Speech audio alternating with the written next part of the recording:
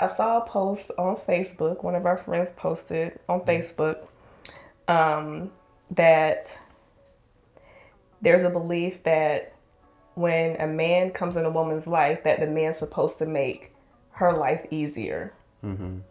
So it got me thinking, what are our expectations in relationships?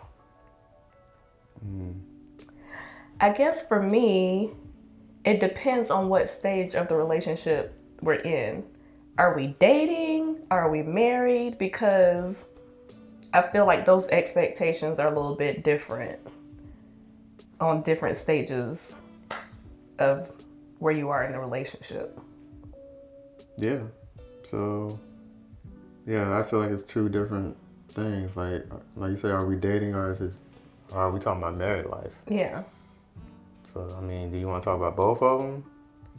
Let's start with dating. Okay. Would I have expectations about dating?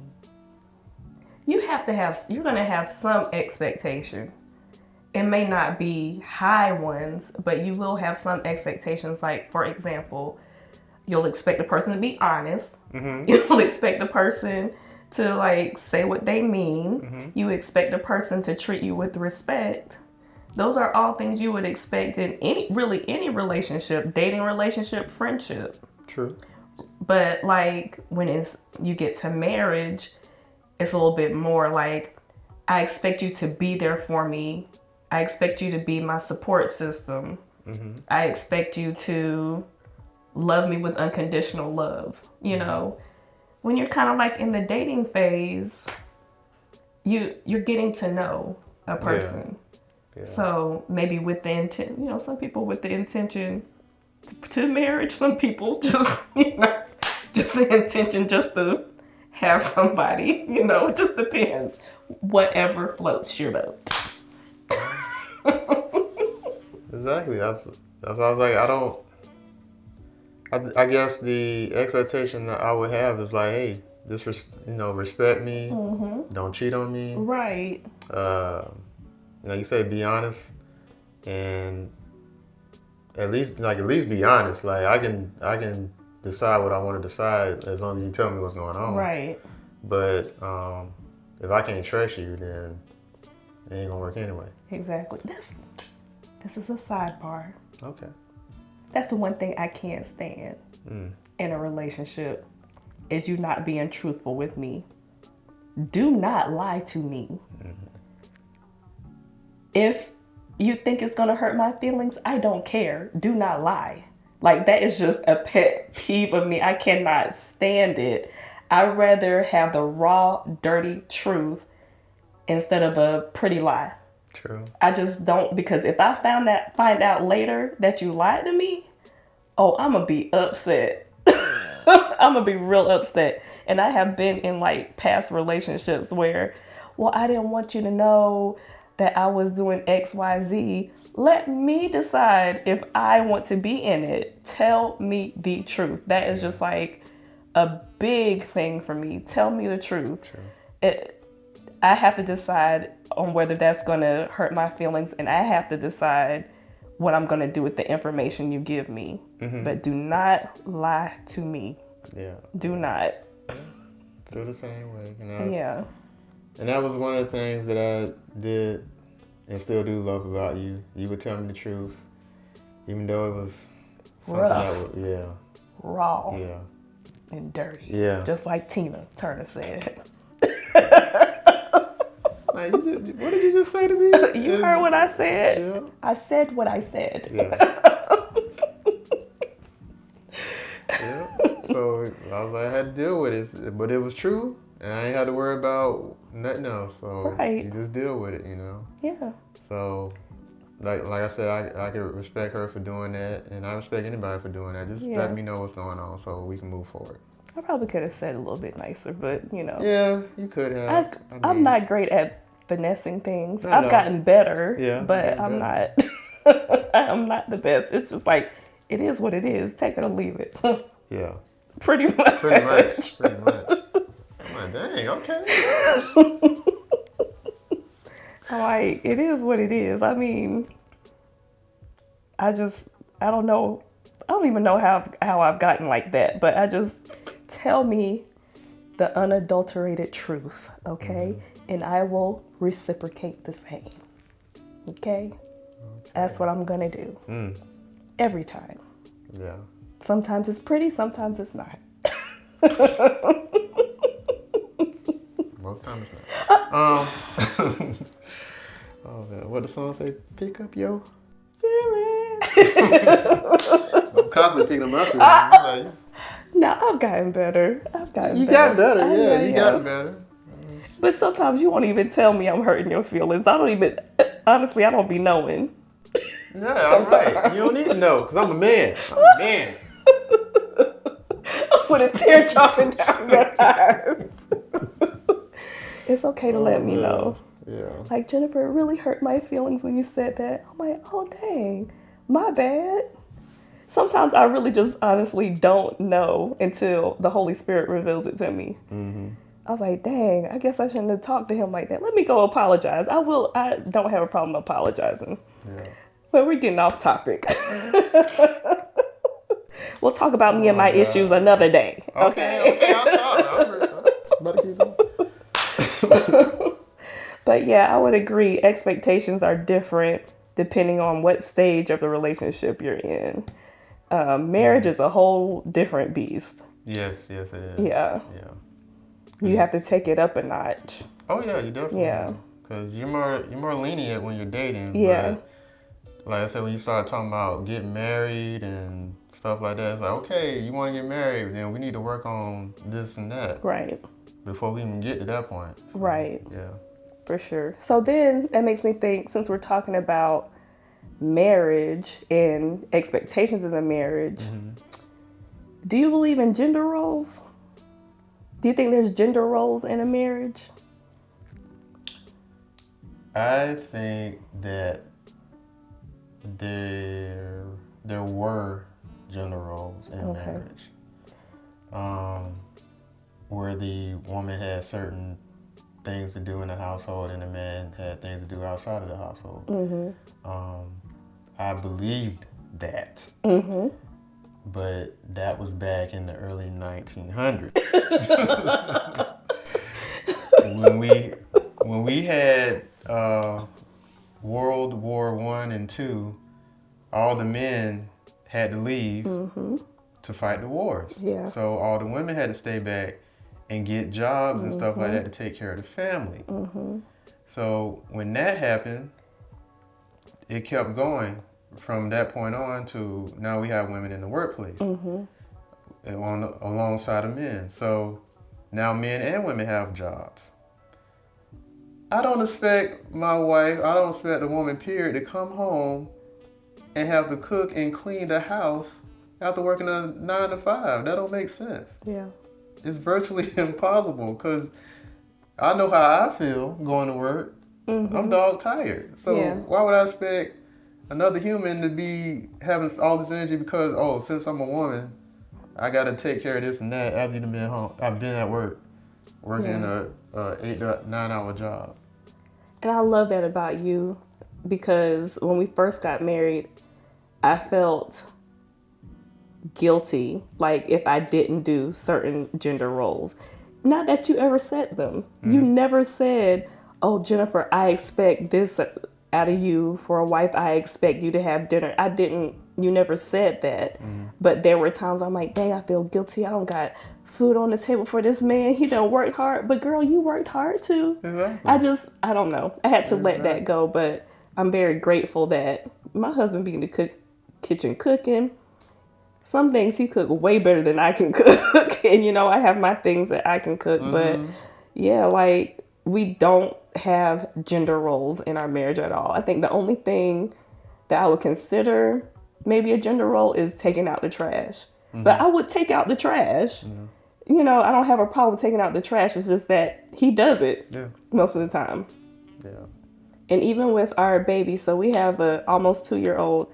He makes sure he get a bath. He does story time with them. I'm like, I can give him a bath. He's like, nope, I'm giving him a bath. So I'm like, okay. And so, yeah. Yeah.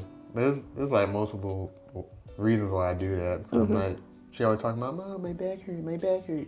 So I'm like, I'm not gonna have you pick up this big old behind toddler day in and day out. If I'm home, I'm gonna pick him up. I do appreciate that. So there's little stuff like that. Teamwork makes the dream work. Absolutely, you cannot. Yes. It will not work if y'all are not on the same page at all, or even aligned. Like, you really have to be aligned as a couple. Which brings me to another question. Do you feel that as couples you should be equally yoked? And when I say that, not just necessarily from a biblical standpoint, like what the Bible talks about being equally yoked, but I mean, like, even in your social settings, how some cultures, they believe that you should marry a certain way or a certain type of person, like in arranged marriages and stuff like that. Like, if our family has a doctor, then you need to marry a doctor or up, and things like that. What do you think about couples, and should they be equally yoked? How does that dynamic happen in a relationship? Let's see. Before we get into that, can we back it up to the whole gender roles thing? Yeah, let's go back. Okay, so I said what I said. On top of that, if I ever get to the point where I'm working and you're staying home, oh yeah. You know what? Oh yeah. Yeah. Yeah, I expect the food to be on the plate when I walk through the door. Okay. Yeah. Because I won't be a real stay-at-home mom. The kids will still be going to school. Oh yeah. They'll be going to daycare. There will be no children here. I will be a lady of leisure. Okay. I'll make sure you got food on the table. Okay. I'll do that. I want. I'm not saying you will have to cook every night or anything, but I'm just saying. I will curate a meal. Oh, okay. You like that? Yeah. I will make sure the food is curated. Yes. Okay. Yeah. I may or may not cook it. Okay. But it'll be curated and waiting for you. Oh, okay. I can do that for you, honey. Okay. Yeah. Okay. All right. I'm looking for the day, please, Lord.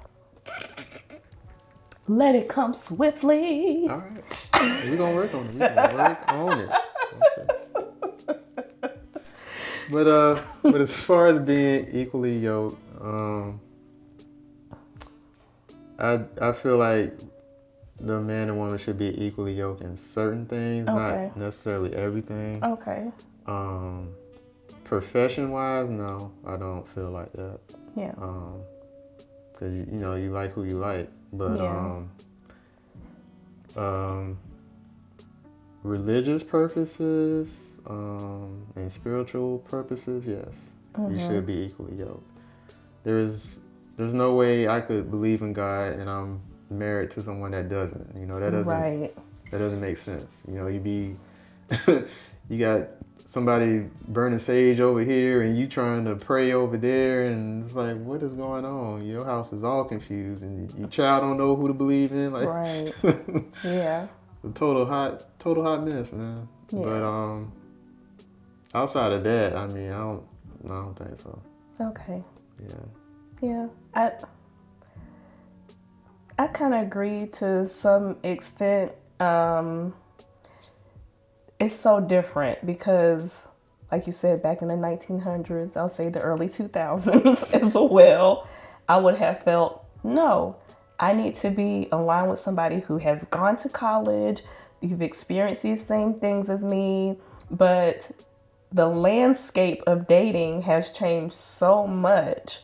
So not being equally yoked in the sense of like profession or education, I could probably let that slide nowadays. Definitely religion.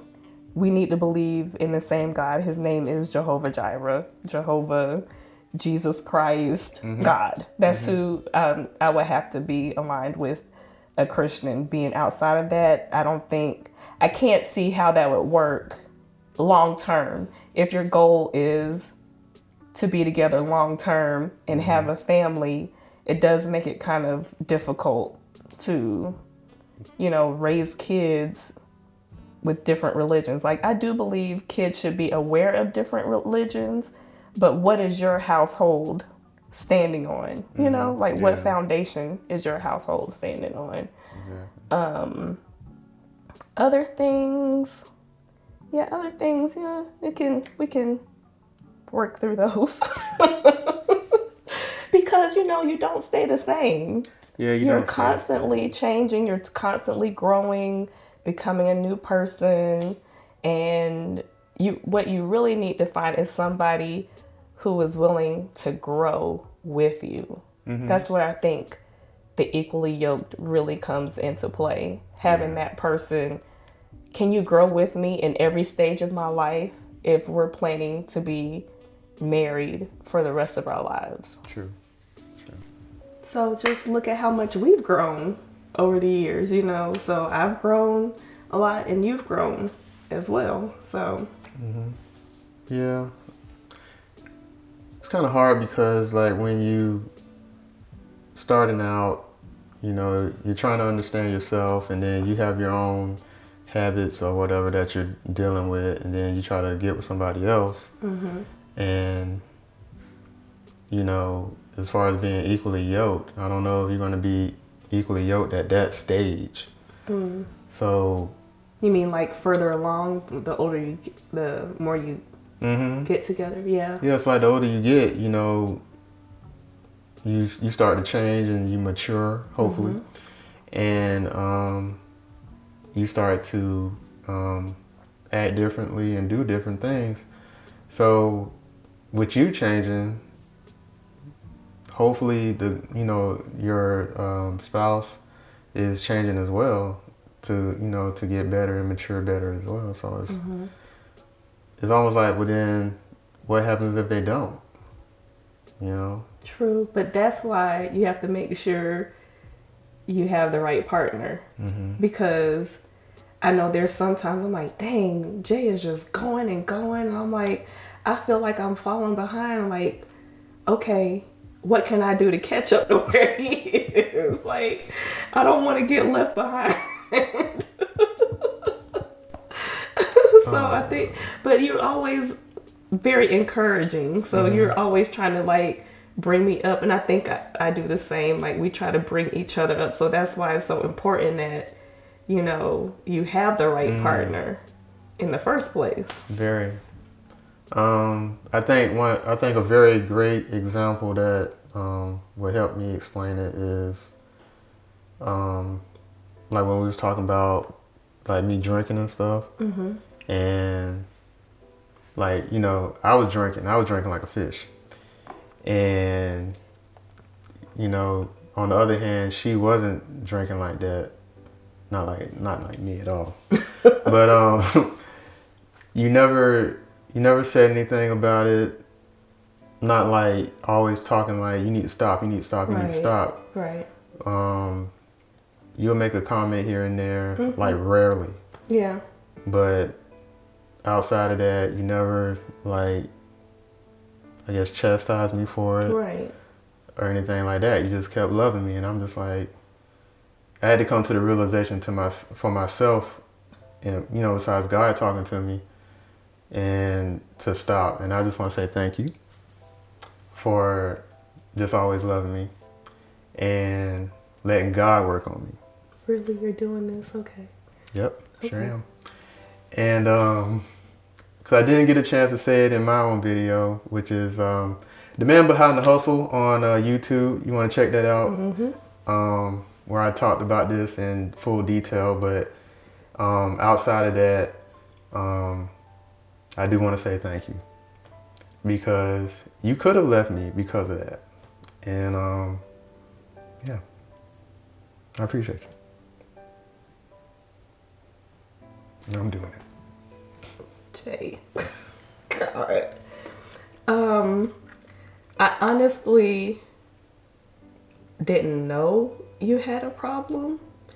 I noticed you were drinking, like having a drink every night. I noticed that, and so I would make a comment like, oh, so, You writing these verses to this gospel song and you gonna have a drink? Okay. Oh, you brought that up. Okay. I did. I mean, we here. So. Yeah, we here. Yeah. We here. So, We here. so I would say something like that, and I think the only other time I really said something was like right after Jamal was born. Mm-hmm. You remember? Yeah. I don't know where we were going or something. I was like, look, when it's in the car and it's you and me and you want to do that, fine. But we got another life. Mm-hmm. And no, we're not doing that. I think that's the only other time I've ever said anything about the drinking. Mm-hmm.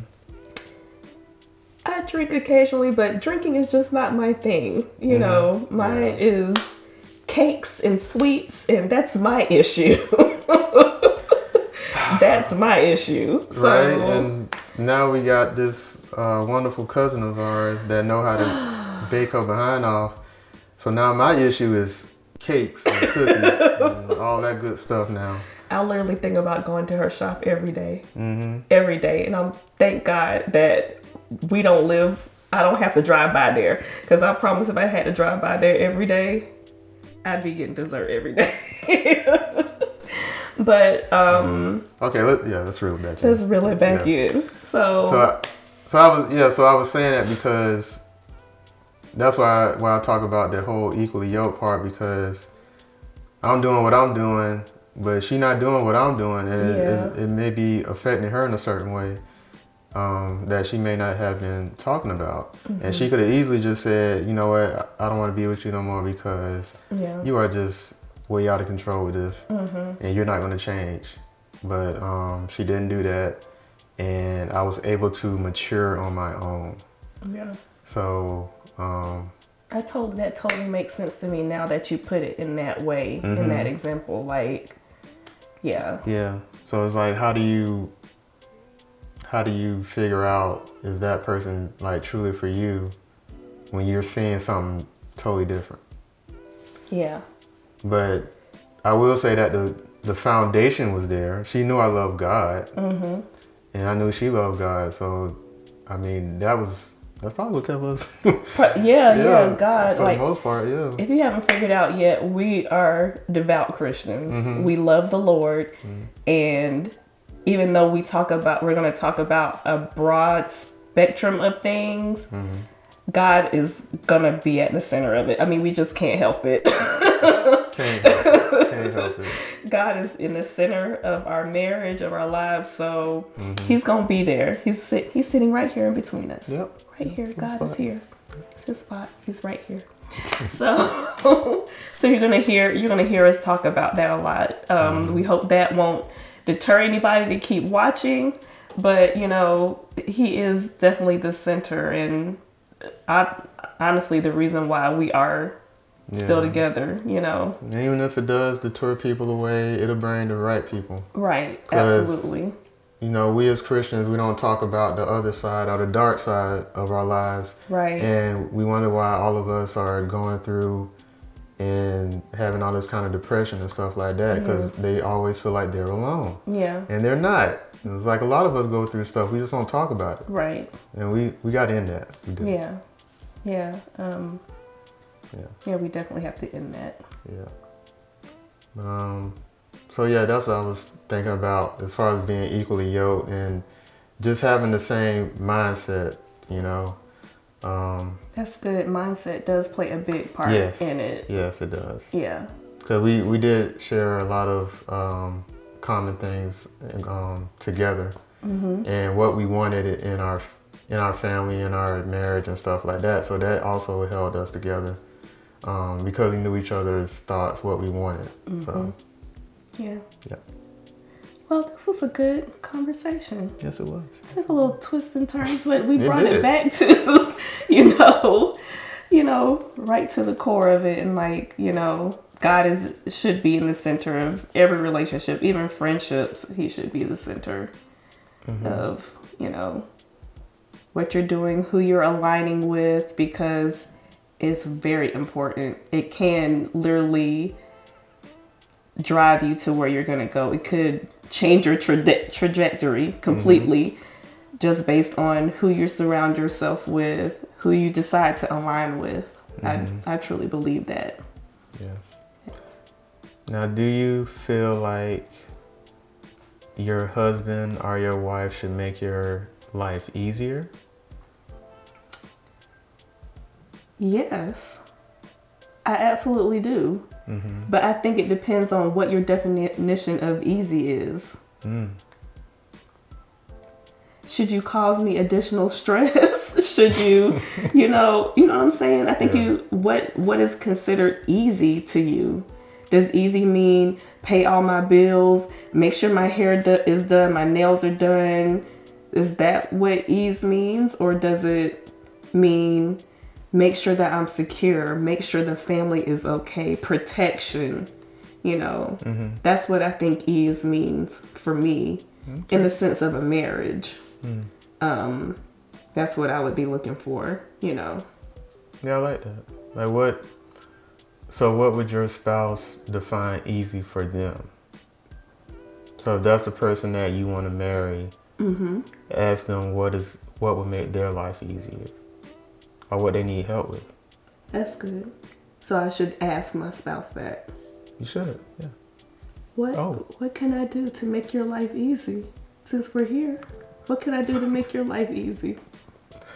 On camera? Like right now? Right now. Oh, okay. Honestly, I don't know. I don't know what you could do to make my life easier besides what you're doing now. Okay. Like just making sure the house is taken care of as far as like making sure the kids are straight. If you're able to cook that day, make sure food is there.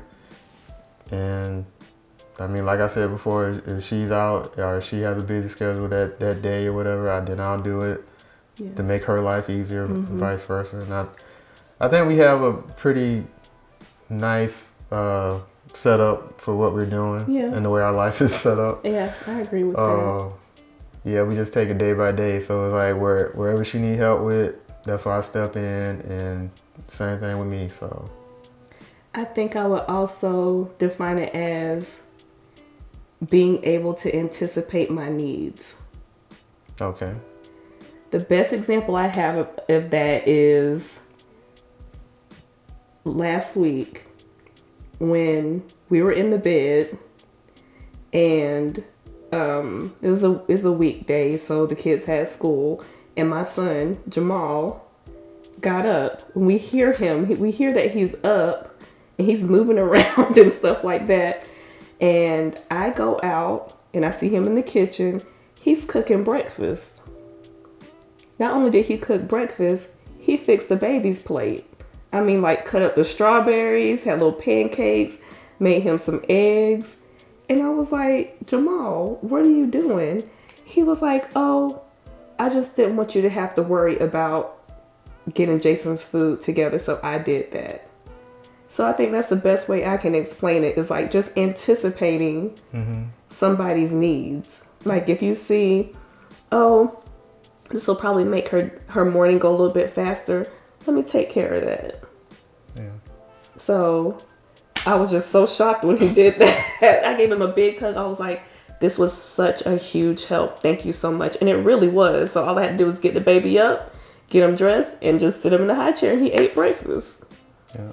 So, yeah. So I will also say, yes, you should make your partner's life easier, but how can you anticipate what they need? And I think the only way you can do that is to know them and to be paying attention and being present in your relationship as well. Yeah. Yeah. Okay. All right. So yeah. And you do that. You do that well. You do. You anticipate my needs. I'm like, I really am glad he did that, because I was stressing out about XYZ. Oh my God, there's so much going on at work, and he just did it. Oh my God, I'm so grateful. Thank you so much for handling that for me. Right. That kind of stuff goes a long way with me. So. Yeah. Well, I hope you guys enjoyed the show. Hope you guys enjoyed this episode with Jay and Jen. As always, we would love to hear from you. So don't forget to like, comment, and subscribe. Until next time, bye. Peace.